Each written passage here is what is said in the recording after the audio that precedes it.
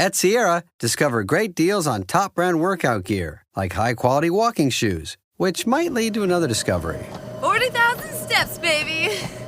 Who's on top now, Karen? You've taken the office step challenge a step too far. Don't worry, though. Sierra also has yoga gear. It might be a good place to find your zen. Discover top brands at unexpectedly low prices. Sierra, let's get moving.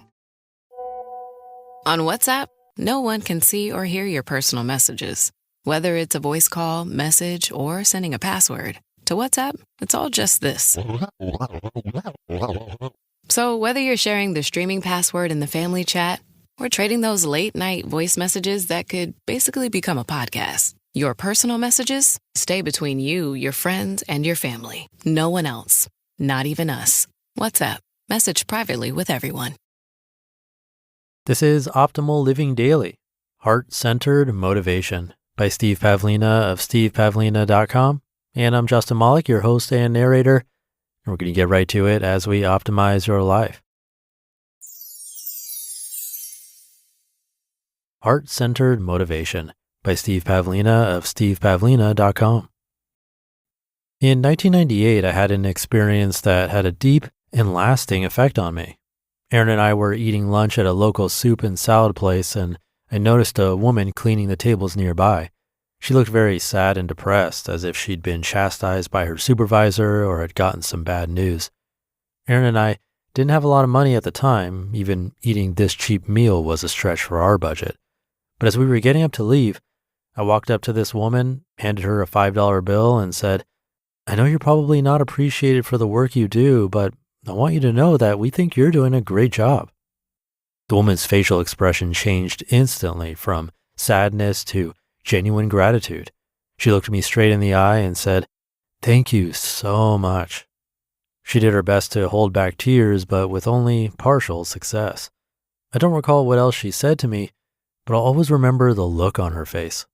In that moment, we really connected, human being to human being. I doubt it was the $5 that mattered to her. It was the fact that someone acknowledged her as a real person. Aaron and I were both deeply moved by the experience.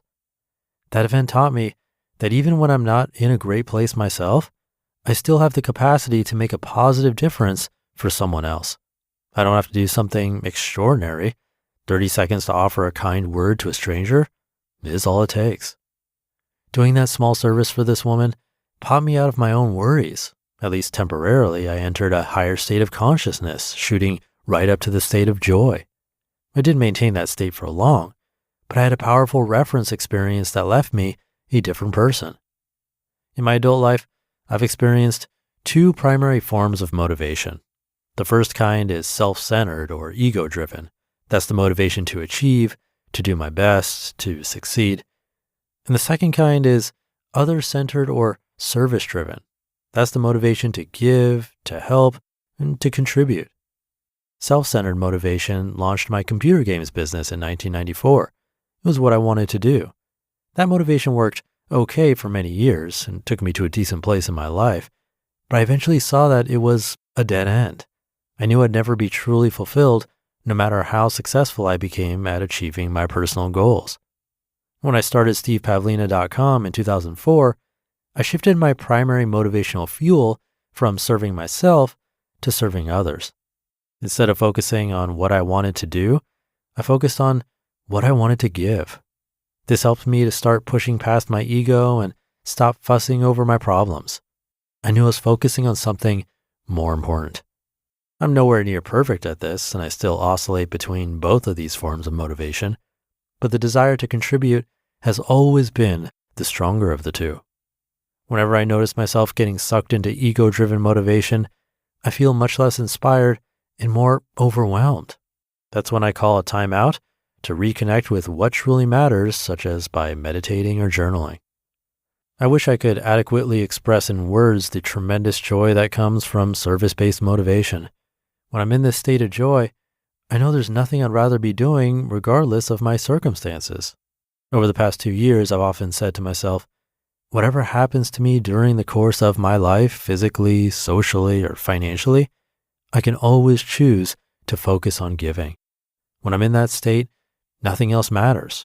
I cease to exist as a separate being and merge into an expression of divine oneness.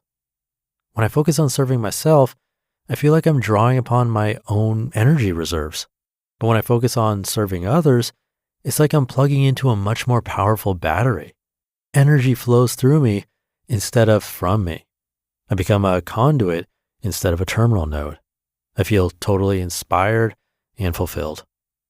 Give yourself the opportunity to experience this state of joy for yourself. Sometime within the next couple of days, I ask you to perform one small act of kindness for someone you don't know. The reason I suggest it be someone you don't know is so you'll experience the power of stepping outside your comfort zone, and also so you'll recognize that you have the power to give no matter where you are.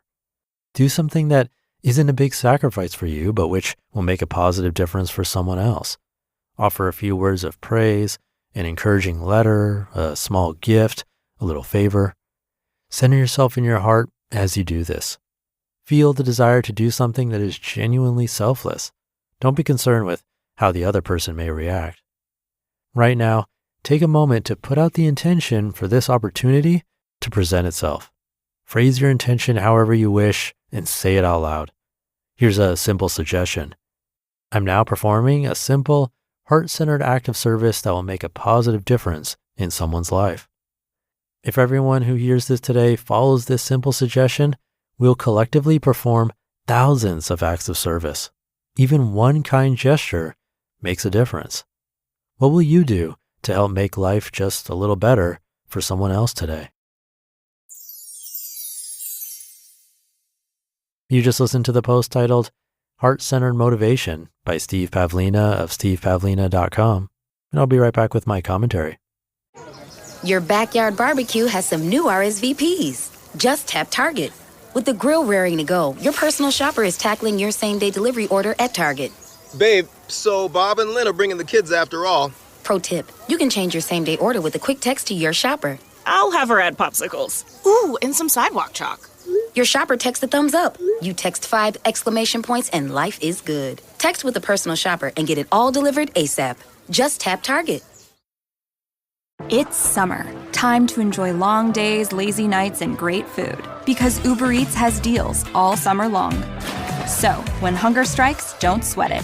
Delicious deals are just a tap away on Uber Eats. Enjoy all your favorite grocery items delivered straight to you.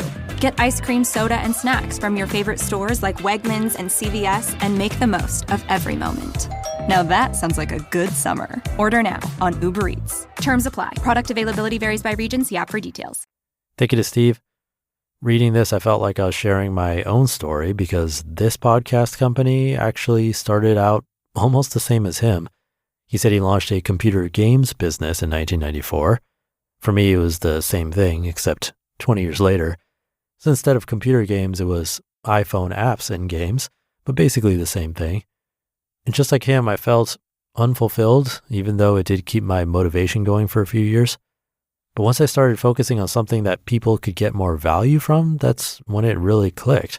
And now, thousands of episodes later, this podcast and our other podcasts are still going. Definitely the longest I've ever stuck with something work-related, if not hobby-related too. And I think that says a lot. But like he said, it doesn't have to be work-related or some bigger thing. It can be as simple as a small act of kindness. As he says, we have the power to give no matter where we are. So nice one to consider today. Thank you to Steve, and thank you for being here and listening every day. Have a great rest of your day, and I'll catch you tomorrow, where your optimal life awaits.